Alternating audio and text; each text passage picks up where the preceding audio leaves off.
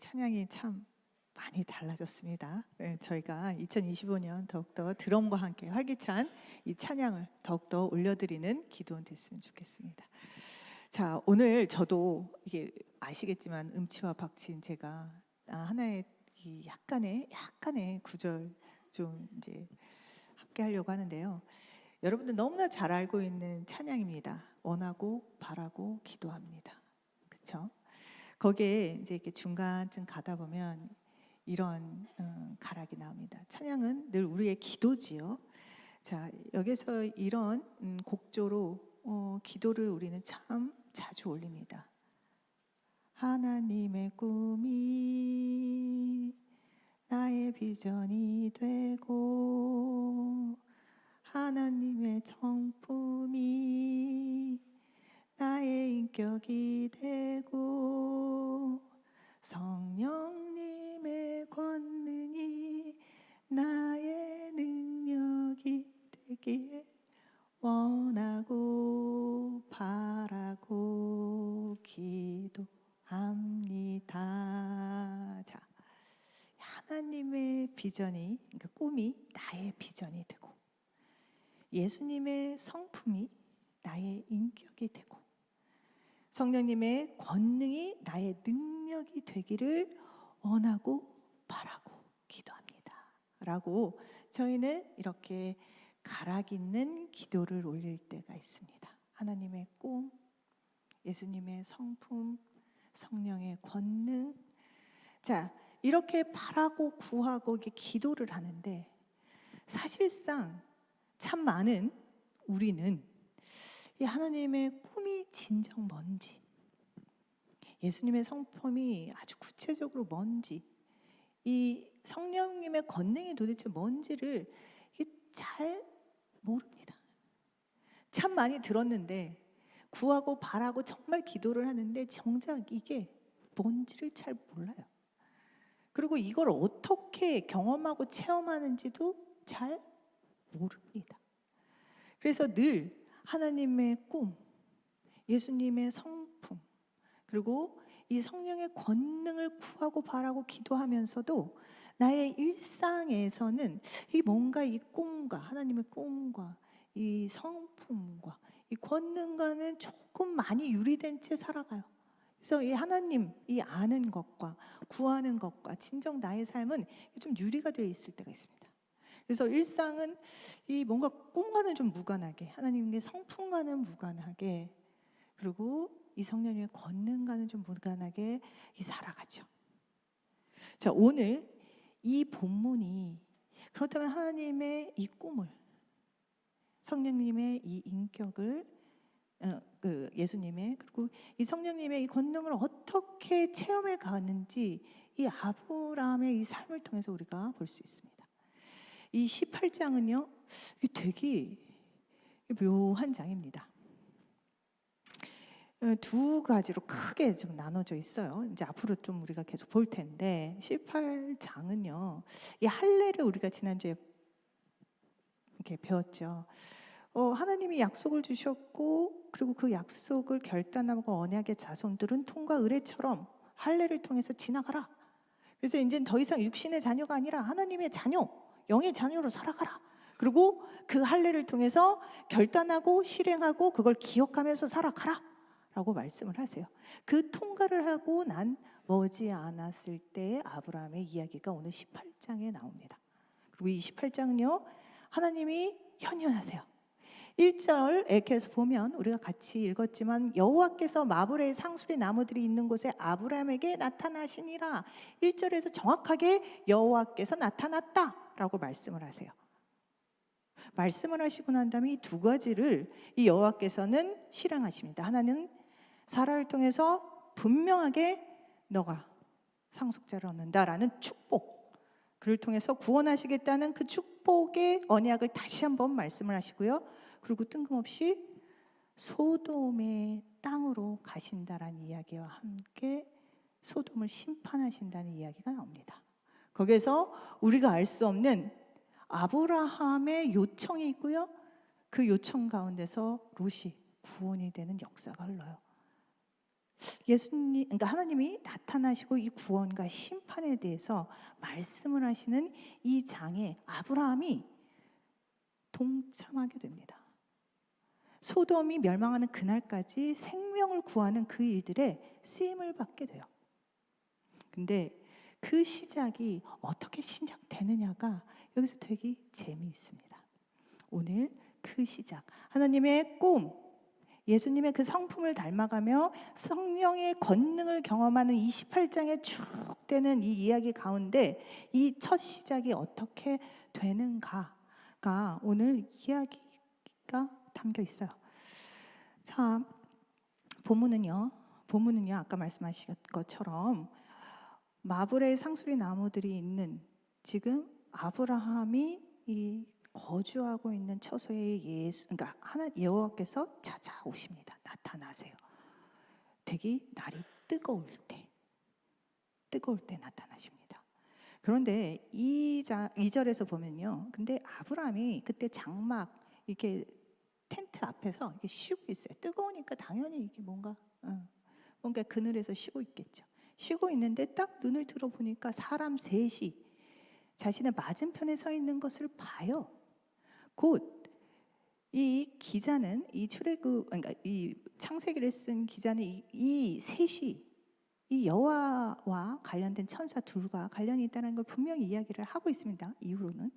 그런데 이 아브라함은 그 자가 그냥 사람 셋으로 경험이 됩니다. 자, 이 사람으로 이렇게 경험되는 이 세 사람이 딱 서 있을 때에 이 아브라함의 태도가 지극히 좀 달라요. 물론 이 근동 지역에서는 나그네를 이렇게 환대하는 것이 이 지역의 관습이면 우리가 너무나 잘 알고 있습니다. 그런데 이 관습의 정도를 넘어선 아브라함의 행동이 보입니다. 그 행동이 어떤지를 우리가 좀 봐야 할 것 같아요. 자, 아브라함은요, 이 나그네들을 여호와라고 알지 못한 채 특별하게 대합니다. 이 특별하게 대했는데 이게 여호와라고 생각하지 못했던 게 히브리서 13장 1절과 2절에서 이야기가 나와요. 부지 중에 천사들을 대접한 이가 있으니 라고 이야기하면서 아브라함의 그 당시의 이야기들을 언급합니다. 그 히브리서 기자가요. 곧 그때 그냥 부지 중에 알지 못하고 천사를 대접을 한 아브라함에 대해서 이야기를 나와요. 즉 그냥 사람, 나그네를 대접한 아브라함의 태도가 사실은 그런데 그때 관습과는 선을 훨씬 뛰어넘는 섬김을 하고 있다라는 것을 보여줍니다. 그것은 좀 이후에 롯과 비교를 하면서 우리가 살펴볼게요. 자, 첫 번째는요, 이 아브라함의 태도가 상당히 적극적이고 자발적이라는 데 있습니다. 자, 2절에서요, 그가 눈을 들어서 봅니다. 그랬더니 사람 셋이 맞은편에 서 있어요. 그가 그들을 보자 뭘 합니까? 곧 장막 문에서 달려나갑니다. 누가요? 99세 먹은 노인이. 그리고 대부호가 된, 굉장히 부자가 된 한 마을의 누구요? 최고 리더인 아브라함이 이름도 모르고 성도 모르는 나그네를 딱 보자 장막문에서 일어나 달려나갑니다. 그리고 영접하여 몸을 땅에 굽혀요. 땅에 굽히는 이건 그때 관습이었기 때문에 크게 다르지는 않을 수 있습니다. 그런데 그 이유가 이 관습과는 좀 특별하게 달라요. 19절에 롯이 그 천사, 그러니까 이 셋 중에 두 천사가 소돔에 사는 롯에게 찾아갑니다. 그 얘기가 29장에서는 나오는데 그때 롯은 어떻게 그 천사를 맞이하는지 한번 제가 읽어볼게요.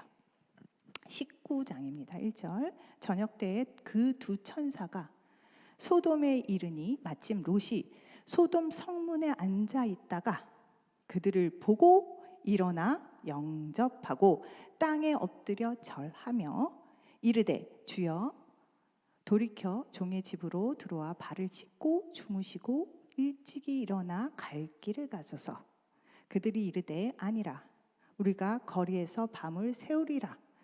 롯이 간청하매 그제서야 돌이켜 그 집으로 들어온지라. 롯이 그들을 위하여 식탁을 베풀고 무교병을 구우니 그들이 먹으니라 라고 얘기가 나와 있어요. 즉 롯은요 그때 관습에 따라서요 환대를 합니다. 땅에 엎드려서 절을 해요. 그러고 난 다음에 내 주여라고 호칭합니다. 아도나이, 아도나이. 자, 주라는 것은 하나님이란 뜻이 아니라 그때 그냥 남편에게도 아도나이라고 얘기하고요. 뭔가 높고 존귀하신 분을 지칭해서 아도나이라고 합니다. 곧 나그네를 정말 존귀하고 높게 지칭을 하면서 롯도 대우를 합니다. 그러고 난 다음에 몸을 누일 장소를 제공을 해요. 그리고 무교병과 같이 누룩이 섞이지 않은 조금은 딱딱하지만 괜찮은 빵을 먹을 거리를 제공합니다. 그것이 환대예요. 꽤 괜찮죠. 나그네에게 이 정도는 굉장히 큰 은혜일 수 있습니다. 그런데 이 아브라함은 이 롯이 했던 정도 이상의 것들을 해요. 우리가 본문에서 잘 보고 있겠지만 자 머무르기를 간청을 합니다. 3절 4절에서 머무르기를 간청해요. 주여 내가 주께 은혜를 입었사오면 원하건대 종을 떠나 지나가지 마십시오 라고 하면서 말을 해요. 물을 조금 가져다가 당신의 발을 씻고 나무 아래서 씻어서 제가 떡을 조금 가지고 가져오려니 당신의 마음을 상쾌하게 하신 후에 지나가십시오 라고 이렇게 간청을 합니다. 그러고 난 다음에 아브라함이 어떻게 해요? 99세의 큰 부호의 이 족장의 우두머리가 어떻게 해요? 급히 장막으로 가서 사라에게 말합니다. 아내에게 말해요. 속히 고운 가루 3스아를 가져다가 반죽해서 떡을 만들라고 일일이 지시를 해요. 그러고 난 다음에 아브라함이 또 가축대가 있는 곳으로 어떻게 해요? 달려갑니다. 누가요? 99세 큰 부자 족장이 달려가요. 그리고 난 다음 기름지고 좋은 송아지를 잡아요. 그리고 나면 하인한테 주어서 그가 급히 요리하게 합니다. 가장 좋은 기름지고 맛있는 이 송아지를 잡아다가 넘겨줍니다. 손수 그 일들을 하죠. 상당히 자발적입니다. 능동적입니다. 누가 시켜서 마지못해 하는 것이 아니라 기쁨으로 그것들을 적극적으로 하고 있는 이 아브라함이 나그네를 대하는 태도가 나타나 있어요. 어떤 삶이요? 적극적이고 자발적인 태도 말입니다. 그리고 두 번째는요, 이 종으로서 자신을 종으로 낮춰요. 그리고 난 다음에 겸손한 섬김을 합니다. 아까 말했던 것처럼 나그네를 아도나이 주라고 칭합니다. 그리고 그를 아주 높고 존귀한 자로 대우를 해요. 자, 3절 볼까요? 내 주여 내가 주께 은혜를 입었사오면 원하건대 종을 떠나 지나가지 마옵소서라고 얘기합니다. 이 말이 너무 좀 어려워요. 이게 뭔 말이야? 자, 내 주여 내가 주께 은혜를 입었사오면 이 뜻은 이렇게 원문을 이렇게 풀어보면요. 자, 존귀하신 분이시여, 높으신 분이시여, 당신의 눈에 내가 불쌍하여 이 자비를 베풀고 싶은 마음이 있거들랑 바라는데 날 떠나지 마시고 베풀 만한 자비를 저한테 베풀어 주세요 라는 뜻입니다. 곧 어떤 거냐면 내가 지나가는 당신에게 호의를 베풀어 이 먹을거리와 이 입을 이게 누일 장소를 제공할 테이니 당신 들어와서 쉬세요라는 뜻이 아니에요. 당신이 보기에 내가 이렇게 뭔가 이렇게 좀 감싸주고 은혜를 베풀어야 된다라고 생각한다면, 호의를 베풀어야 된다 생각한다면 제발 머물러서 여기에 머물러 주세요. 당신이 여기에 머물러 주는 것이 저희에게 큰 은혜이자 큰 호의입니다 라는 뜻이에요. 곧 당신이 머물러 내가 이렇게 당신을 섬길 수 있는 것이 얼마나 큰 은혜이자 기쁨인지 모릅니다. 그리고 그것은 당신이 아니라 나를 위해서 당신이 해주시는 은총이에요 라는 지극히 말도 안 되는 겸손한 이 언어임을 우리가 볼 수 있어요. 이는 아주 높으신, 그리고 정말 우리의 주인 대신, 그래서 주인이 없으면 나는 아무것도 할 수 없는 자가 주인이 왔었을 때 할 수 있는 말일 수 있을 것 같아요. 당신이 머물러 주셔야 내가 살고 당신이 있어줘야 제가 기쁨이 됩니다 라는 분명한 이 생각이 있지 않고서는 이 언어가 나올 수 없는, 곧 정말로 당신은 존귀하시고 저는 당신 그 존귀한 자를 섬김이 큰 기쁨입니다 라는 이 마음 깊은 곳에 진정한 이 겸손이 자리하지 않으면 이 말이 나올 수가 없는 것이죠. 그러면서 5절에 이어서 이런 말을 해요. 내가 떡을 조금 가져오리니 당신의 마음을 상쾌하게 하신 후에 지나가세요. 당신의 마음이 좀 만족스럽고 좀 이게 풍만해지면 이제 가셔도 됩니다. 당신들이 종에게 오셨습니다. 이 뜻은 뭐냐면요. 왜냐하면 당신들이 종에게 이 통과하였기 때문입니다. 아바르 했기 때문입니다 라는 뜻이에요. 곧 당신들의 마음을 이렇게 상쾌하게 하고 난 다음에 지나가세요. 왜냐하면 당신은요, 나의 섬김, 나의 이 종으로서의 섬김을 통과하였으면 당연히 그렇게 상쾌하고 만족스러운 섬김을 받으셔야 합니다라는 뜻이에요. 자, 여기에서는 지금 아브라함은 자신이 존귀한 나그네 앞에서의 종됨을, 그리고 그 종이 무슨 역할을 해야 되는지를 분명히 알고 있는 거죠. 주인을 만족시켜야 하고 충족시켜야 하는 나의 존재, 거기에 서 있는 이유에 대해서 지금 아브라함은 고백하고 있는 것입니다. 종인 나를 아바르 통과했을 때 당신은 충만하고 상쾌한 만족스러운 상태가 되실 만큼의 섬김을 제가 해야 됩니다 라는 뜻이에요. 자, 그러면서 그의 이 종으로서의 이 겸손한 이 태도는 계속 됩니다.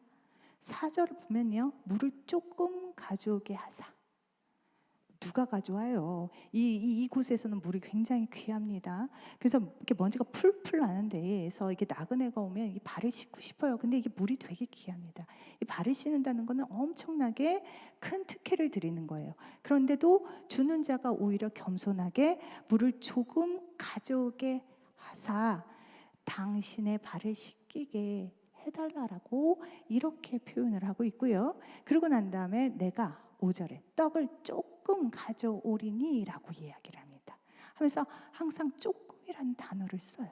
그러면서 이것은 정말 나에게는 당신에게는 미약할지 모르고 나에게도 정말로 어떻게 보면 참 이게 송구한 것이지만 받아주세요라는 뜻입니다. 자, 그런데 이 조금은요, 나중에 살펴보겠지만 어마무지한 분량이 정성이 포함이 되어 있습니다. 그렇지만 아브라함은 조금이라는 표현으로 자신의 이 성금에 대해서 상당한 겸손한 태도를 보여요. 그리고 난 다음에 99세 이 부호인, 이 족장의 우두머리인 이 아브라함이 8절에서 자, 그들이 앞에 차려놓고 이 음식을 먹는데 나무 아래 모셔 서 있습니다. 서서 그들이 먹으니라. 자, 먹는 동안에 뭐요? 그 99세 부호인 족장의 우두머리가 서 있어요. 그리고 그들이 먹는데 이렇게 지켜봅니다. 살핍니다. 돌봅니다. 서빙을 합니다. 자, 이런 태도를 보이고 있습니다. 분명하게 이것이 그저 관습에 따라서 섬기는 것이 아니라 정말 아도나이, 당신은 나의 주인이시고 나는 종으로서 이 주인이 이 만족하고 행복하고 하는 것이 오히려 나에게는 큰 기쁨이자 배움이자 즐거움이자 기쁨임을 표현하고 있습니다. 그리고 세 번째는요, 이 베품의 정도가요 정말 어마무지해요. 아낌없이 주는 베품을 보여주고 있습니다. 아브라함은요, 물을 아까 전에도 조금 가져온다, 떡을 조금 가져온다라고 하는 이 조금이라는 표현을 쓰고 있지만은요, 자 여기서 봅시다. 사라한테 이제 얘기를 하죠. 자 6절에서 아브라함이 급히 장막으로 가서 사라에게 이르되 속히 고운 가루 세스아를 가져다가, 세스아, 자 에바, 한 에바를 뜻합니다. 22리터짜리의 가루예요. 자, 세 사람이 22리터면요 2리터가 우리 페트병 있죠. 예? 그거에 10개의 밀가루, 아주 고운 이 반죽 가루라고 생각하면 돼요. 이 세 사람이 먹기에는 엄청난 양의 분량임을 알 수 있습니다. 그리고 고운 가루래요. 고운 가루는, 그때 고운 가루를 내는 건 그렇게 쉬운 일이 아닙니다. 아주 존귀한, 아주 어떻게 보면 상품인 것을 20리터의 그만큼의 가루로 반죽을 쏟는다는 얘기인 거죠. 이게 상당한 양입니다. 조금의 양이 아니에요. 그러고 난 다음에 기름지고 좋은 송아지를 잡아요. 송아지를 잡습니다. 이 송아지를 잡아요. 염소도 아니고 닭도 아니고 이 송아지를 잡아서 이게 섬깁니다.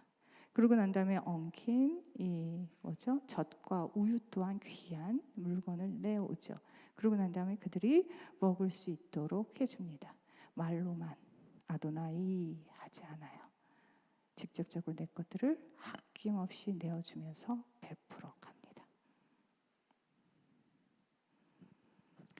자, 문화라고 하기에는, 관습이라고 하기에는 이 아브라함은 나그네를 대하는 태도가 너무 진정성이 있습니다.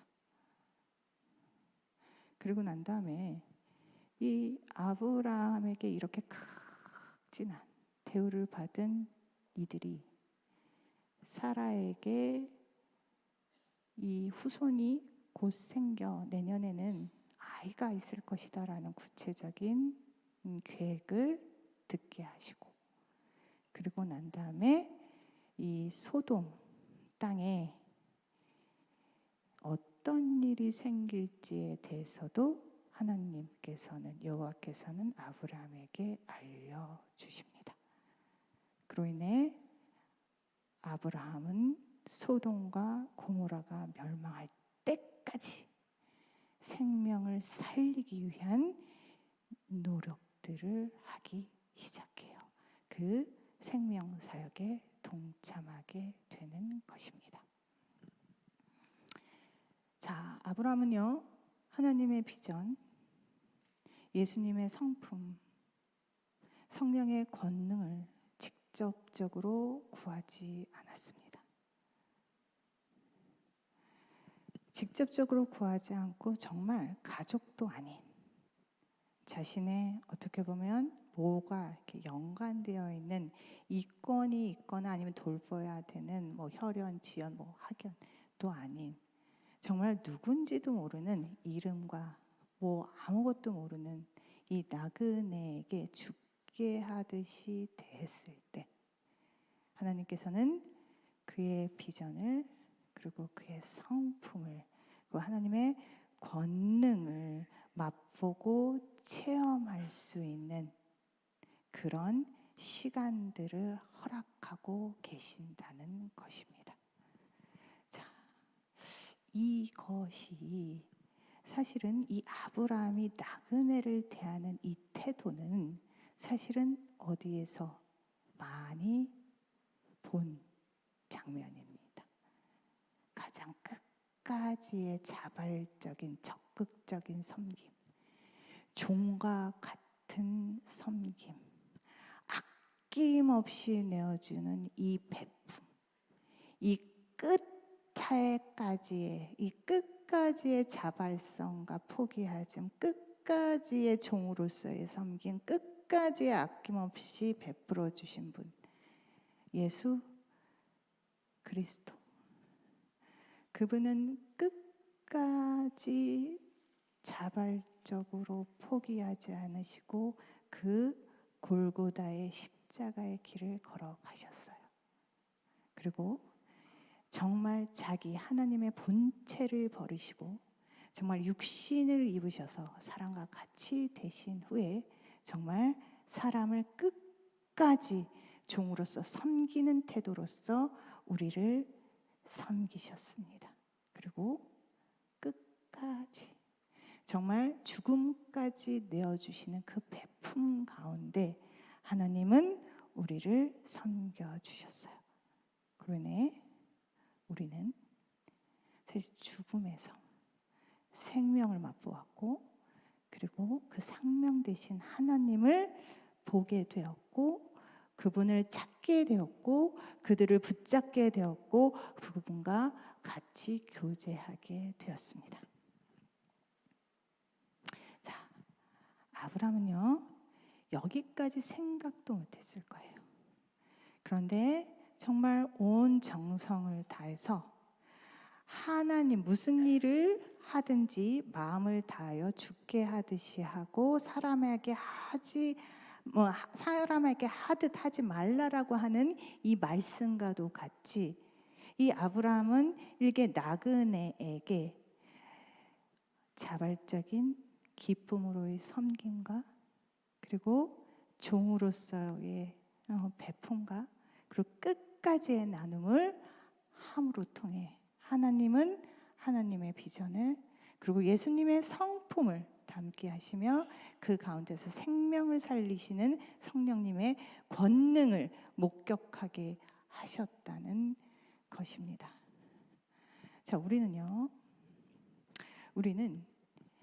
하나님의 비전, 그리고 예수님의 성품, 그리고 또 이 성령님의 권능을 굉장히 뭔가 대단한 것으로 생각을 합니다. 그래서 이 일상에 이 많은 나한테는 그렇게 가치 있어 보이지 않는 것들에 대해서 많이 간과해요. 그러고 난 다음에 계속 나에게 하나님의 이 꿈을 알려달라고 얘기합니다. 비전을 보여주세요. 하나님의 성품을 담게 해주세요. 당신의 권능을 보고 싶습니다. 라고 기도하며 나의 일터에서 나의 공동체에서 그리고 나의 가정에서 해야 하는 이 무수한 섬김을 놓쳐버리고 있어요. 그로 인해서 내 눈에는 사람의 셋으로 보이는 그 여호와의 그 음성을 그의 뜻을 놓치고 있는 경우가 있지 않은지 우리가 살펴봐야 합니다. 여러분 지금 내 오른편 그리고 왼편의 사람을 보십시오. 보세요. 자, 쉽지 않습니다. 알면 더 쉽지 않아요. 그런데 지금 그 영혼에게 내가 상대적인 것이 아니라 적극적인 자발성으로 다가가야 하고 그들에게 그저 선택적인 것이 아니라 마땅히 그는 주인이고 아도나이고 나는 종으로서 마땅히 해야 하는 일들을 해야 하는 존재이며 또한 그저 요만큼이면 될까 저만큼이면 될까 나를 보호하고 아끼는 수준 가운데서 그냥 없어도 되는 그만큼만 줘야 하는 대상이 아니라 정말 끝까지 내어줘야 하는 대상, 그 대상으로 그 영혼들을 바라보고 섬길 때에 하나님께서는 하나님의 꿈을 예수님의 성품을 성령의 권능을 여러분에게 가르쳐주고 깨닫게 하시며 함께 동행하는 삶을 살아가게 하실 것입니다. 여기에 오늘 제목이 이거예요. 당신들이 종에게 오셨음이니라. 내가 떡을 조금 가져오리니 당신의 마음을 상쾌하게 하신 후에 지나가소서. 왜냐하면 당신들이 나를 통과하시기, 아바를 하시기 때문입니다 라고 얘기를 해요. 내 옆에 있는 사람, 당신이 내가 당신을 보았고 당신과 교제를 할 때는 무조건 당신은 나의 삶의 섬김을 통과할 때 시원케 되시기를 간절히 소망하며 소중하게 섬기는 그 태도와 그 마음이 없이는 이 하나님의 비전과 이 하나님의